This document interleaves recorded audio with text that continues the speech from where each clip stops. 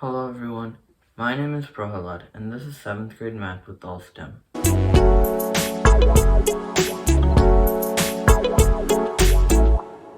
In today's video, we will finish our review of statistics and probability by reviewing how to make inferences to compare two populations and how to use probability models.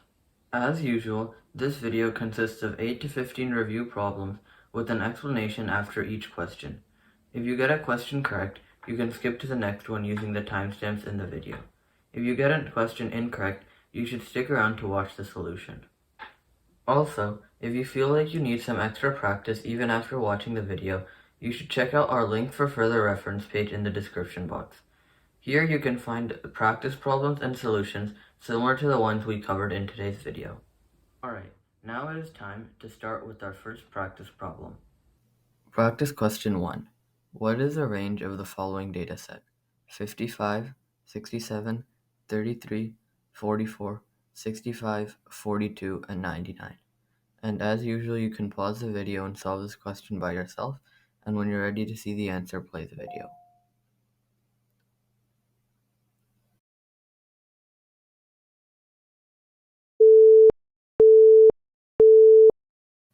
Okay, the correct answer to this question is 66.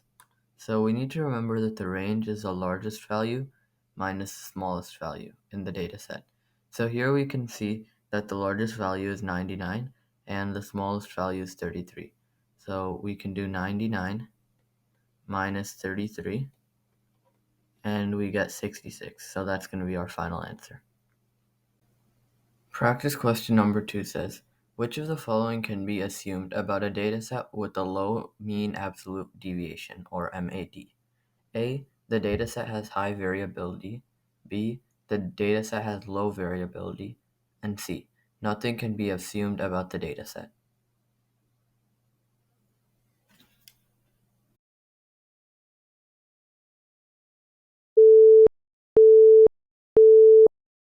The correct answer to this question is B. The dataset has low variability.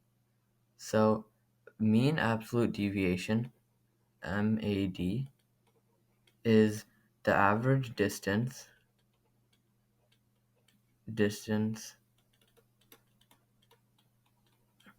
between a value in the dataset to the mean. So a low mean absolute deviation means that all the values are on average closer to the mean. So that means all of the values are on average closer to each other, and so that means the values are less spread out or they have a low variability. So B would be the correct answer to this question. Practice question number 3. What range of values are shared between both datasets shown in the box and whisker plot?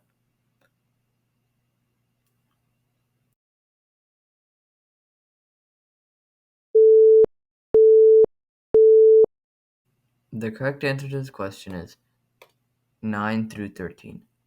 So in this box and whisker plot, we see two data sets. So I'm going to refer to this one as 1 and this one as 2. So the lowest value of data set 2 is 9 right here. And then the highest value of data set 1 is 13. And we can see that in this range, all the values 9 through 13 in this shaded area are shared between data sets 1 and 2. And so these are going to also be the only values shared between the datasets. So 9 through 13 is the correct answer. Practice question number 4. Should mean absolute deviation be used to summarize the following dataset?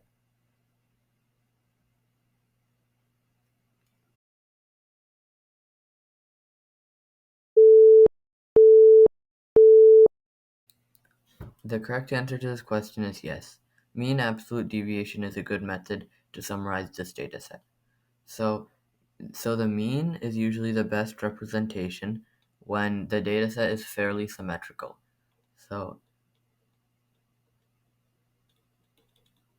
And in this case, we can see that this dataset is very symmetrical, and so that means that mean is a good measure to summarize the data set. And that also means that the distance from the mean would be a good way of summarizing the variability in the data set. Meanwhile, if it was not symmetrical or if the plot was skewed, then median and interquartile range would be the best way of summarizing the data set. Practice question 6.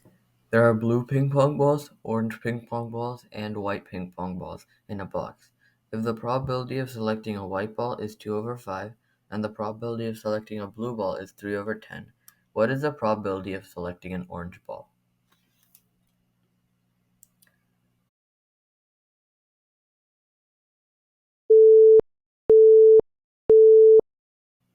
The correct answer to this question is 3 over 10. So the total probability is 10 out of 10. So the probability of each event can't go more than that. And then we have the probability of selecting a white ball and a probability of selecting a blue ball. So we're going to go ahead and add those up. 4 over 10 is just the same as 2 over 5 plus 3 over 10 equals 7 over 10. And so this is a probability of selecting a white ball or a blue ball. And then the only other event that could happen is selecting an orange ball. So we can subtract the total. We can subtract 10 over 10 minus 7 out of 10. So this is the total, and this is the probability of the other two events happening. And we get 3 over 10, which is the probability of selecting an orange ball, which is the only event that wasn't accounted for in the 7 out of 10. So 3 out of 10 is going to be our final answer. Practice question 5. If there are 4 blue marbles, 5 green marbles, and 1 white marble in a bag, what is the probability that a white marble will be selected if a marble is randomly chosen from the bag?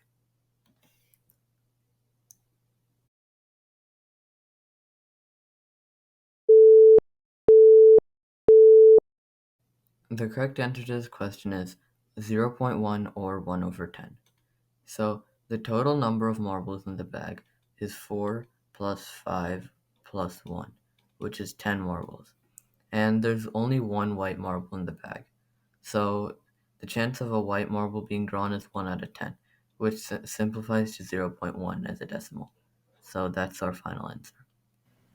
Practice question number 7 says, James flipped a coin 10 times. If it landed heads 6 times and landed tails 4 times, what is the experimental probability and what is the theoretical probability of the coin landing heads?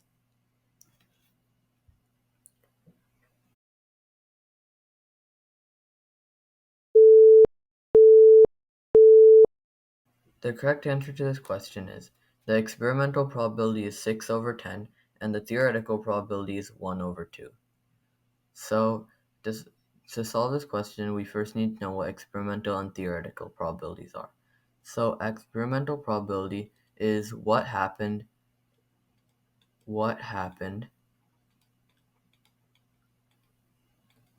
in the experiment.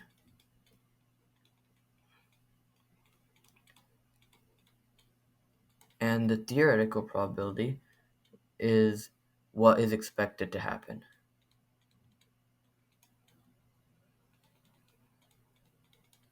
So in the experiment, it landed heads 6 times out of 10 flips.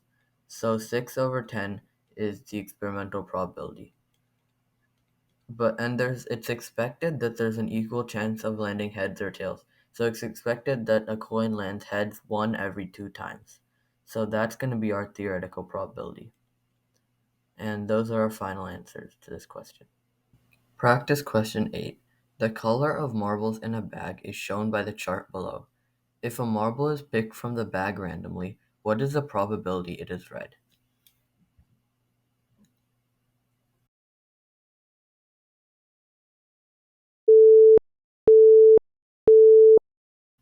And the correct answer to this question is 4 over 10. So first we need to find out how many marbles are totally in the bag. So there's 1 yellow marble as shown over here. There's 3 blue marbles. There's 4 red marbles and 2 green marbles. So that's just going to be 4 plus 4, 8 plus 2 is 10. So there's a total of 10 marbles in the bag. And then if we look at the red marbles, we have 4 red marbles right here. And so the probability of a red marble being picked if a marble is drawn at random is going to be 4 over 10, because there's 4 red marbles and there's 10 total marbles. So that's going to be our final answer. Practice question 9. Kelly randomly draws a marble from a bag with 2 red marbles, 1 blue marble, and 1 white marble. What is the probability that she selects a red or a blue marble?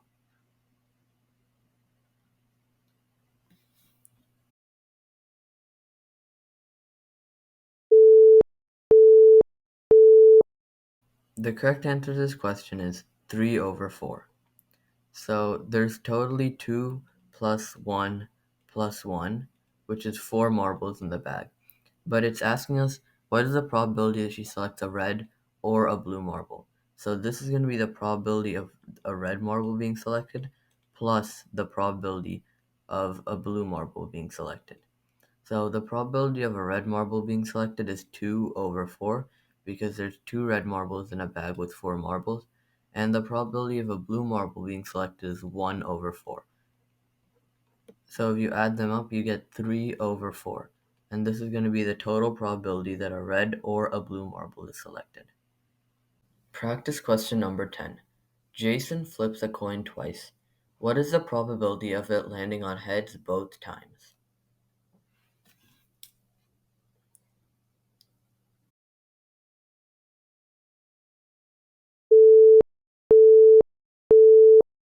The correct answer to this question is 1 over 4. So the probability of, say, events A and B happening, both happening, is going to be the probability of A times the probability of B. So in this case, we're trying to find the probability of it landing on heads both times. So the probability of it landing on heads the first time is 1 over 2, and the probability of it landing on heads the second time is also 1 over 2, because there's 2 sides to the coin. And then if we multiply these fractions together, we get 1 over 4, and that's our final answer. That's the probability of a coin landing on heads both times. Thank you for watching the video, and we hope that was a good review of statistics and probability. Remember, if you still need some extra practice, you can check the description box for some links for further reference. Also, if you have any questions, please leave them in the comment section below. Again, thank you for watching, and we hope to see you next time.